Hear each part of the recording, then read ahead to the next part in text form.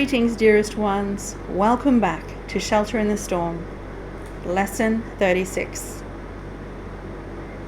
Today we're continuing, finishing off part 1 of chapter 3, which is the innocent perception. So part 1 is atonement without sacrifice. So as we finish that one on this one page, we'll move to part 2, which is miracles as true perception. I hope you're all well. Thank you for joining. The atonement itself radiates nothing but truth. It therefore epitomizes harmlessness and sheds only blessing. It could not do this if it arose from anything but perfect innocence.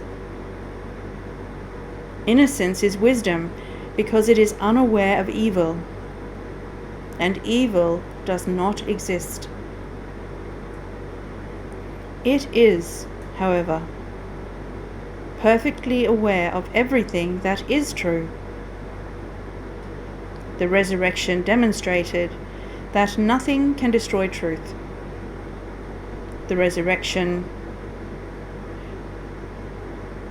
good can withstand any form of evil, as light abolishes forms of darkness. The atonement is therefore the perfect lesson. It is the final demonstration that all the other lessons I taught are true. If you can accept this one generalization now, there will be no need to learn from many smaller lessons. You are released from all errors if you believe this. The innocence of God is the true state of the mind of His Son. In this state, your mind knows God, for God is not symbolic. He is fact, capital F. Knowing His Son as He is, you realize that the atonement, not sacrifice, is the only appropriate gift for God's altar, where nothing except perfection belongs. The understanding of the innocent is truth. That is why their altars are truly radiant. Let's move on to part 2, chapter 3, miracles as true perception.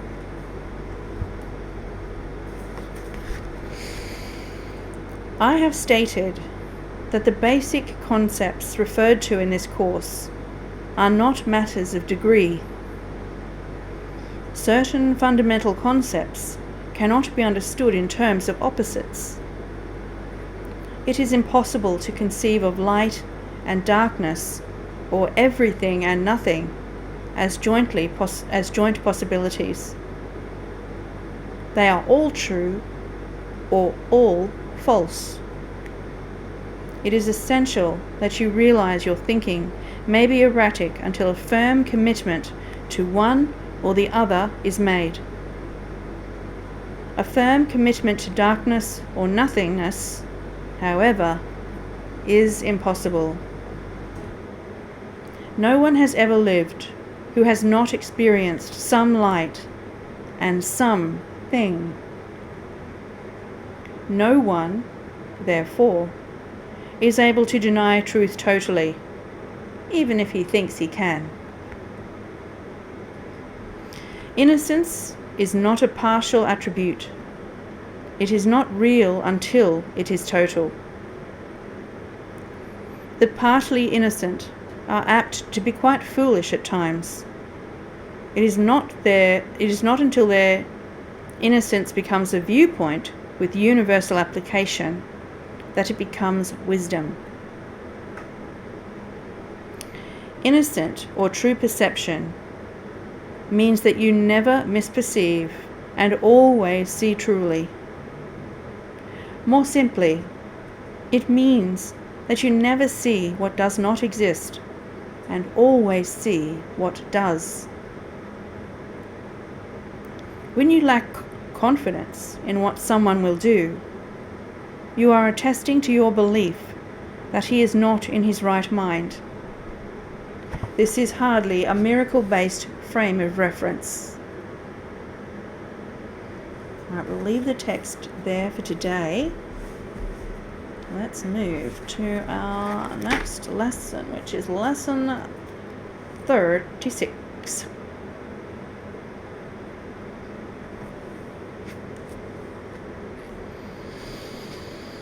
My holiness envelops everything I see. Today's idea extends the idea for yesterday from the perceiver to the perceived. You are holy because your mind is part of God's. And because you are holy, your sight must be holy as well. Sinless means without sin. You cannot be without sin a little. You are sinless or not. If your mind is part of God's, you must be sinless, or a part of his mind would be sinful. Your sight is related to his holiness, not to your ego, and therefore not to your body. 4 3 to 5 minute practice periods are required for today. Try to distribute them fairly evenly and make the shorter applications frequently to protect your protection throughout the day. The longer practice periods should take this form. First, close your eyes and repeat the idea for today several times, slowly. Then open your eyes and look quite slowly about you, applying the idea specifically to whatever you note in your casual survey. Say, for example, my holiness envelops that rug. My holiness envelops that wall.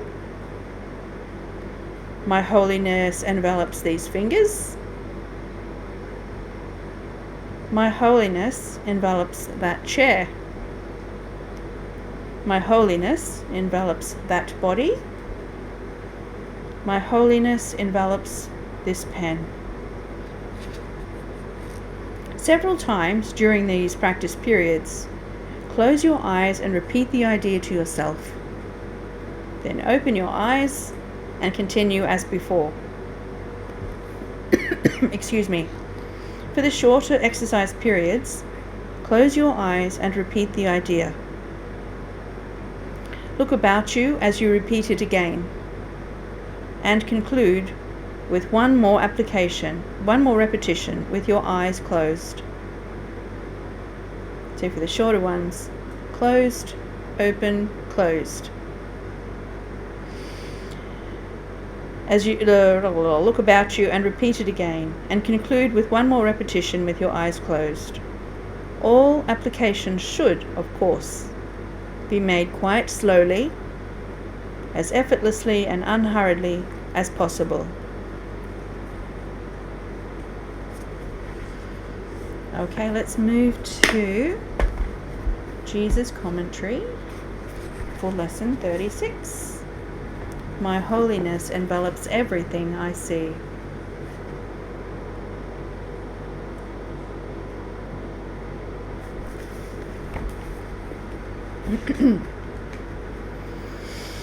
You are blessed beings indeed.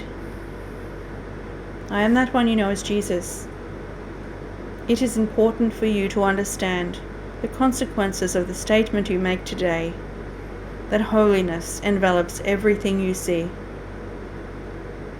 When you look at the world, extend your holiness and then envelop things with your holiness. You use your love in an appropriate way. The extension of your holiness makes a wonderful gift to yourself and the world. Instead of seeing your brothers and sisters as your enemies and potential attackers, you preemptively send love to them and envelop them in non-judgmental, healing energy. You extend yourself all the time. You extend arrows of attack and judgment, or you extend your holiness and loving, creative, vital life force. You can do whatever you choose. You can be a powerhouse of hatred and judgment, or one of holiness and love. You know which one feels better. How do you know? Because we have talked about your guidance system, this inevitable feedback system that tells you how far away or how close you are to love. There is only one road, and you are all on the same road. You are either walking toward love or walking away from love. When you walk toward love, you experience feelings like contentment, enthusiasm, happiness, curiosity, and intrigue. It is just a general, upbeat kind of vibe. You are not necessarily hysterically happy, but you feel at peace. You know you're on the right track. You can feel it. When you make an incorrect decision based on your current perception, you feel a limiting energy. You shut down. You feel a vibration of hatred, shame, fear, or guilt. That means your guidance system is saying to you, "Oh no, dear one, you have made an incorrect decision." Many of you do not understand your feelings. You perceive your feelings as curses because they are volatile, erratic, cause trouble, or make you yell at people. Your feelings, once you begin to clarify your mind and step back from incessant judgment, make the perfect guidance system to let you know where you are and what you just did. It is not meant as a punishment. You do not experience a feeling of negativity to be punished, but to get your attention. So you ask, "What just happened there? I've stopped feeling contentment and happiness. I've gone down into fear. What did I just do to myself?" This feedback system is not about the world, but your relationship to the world. You should look at negative feelings you have. You should look at any negative feelings you have. Instead of laying them on a person, place, thing, or experience, you should own that feeling and say, "What did I just do?" In every single case, every single time you have the awareness to do that, you will see, "Ah, I just worried about money. That is a fear-based thought. I just turned around on the road from love and walked toward fear. Let me not indulge in those thoughts." This is what we call sloppy thinking, in which you allow negative or unloving thoughts into your mind. You must remember you are in a training program. That means you will encounter many thoughts, beliefs, ideas, and feelings you would consider negative. Do not think that you are a bad student when you encounter these. You are merely experiencing the content of your consciousness. Be grateful for those dips in mood, those upsets, because they indicate something in your subconscious. If you were conscious of it, then these things wouldn't happen. Be kind to yourself. When you feel a dip in mood, don't say, "Oh, I'm a bad student of A Course in Miracles because I had a feeling of jealousy." Instead, go deeper and say, "Ah, that is me turning away from love. How can I see this differently? How can I not go down that rabbit hole of jealousy and into personally created suffering?" Perhaps you voluntarily go down that rabbit hole. you follow the thought and add another thought. The addition of more thoughts of fear and jealousy creates a little vortex of fear that takes you away from love. It does not happen to you. It happens because you ignore your mind and allow it to run free like a wild horse. You are not used to reining it in and saying, "No, we're not doing that. That thought will take me into suffering." Many of you on this path feel artificial when you try to be consistently happy, and it is unnatural in your current state of consciousness. You become increasingly at peace as you practice these lessons. As these lessons increase in frequency throughout the day, they require you to pay more attention to what you think about. Consequently, as you pay more attention to your thoughts, your feelings calm down. You become less volatile, less emotionally reactive, and much less likely to attack. I am that one you know as Jesus.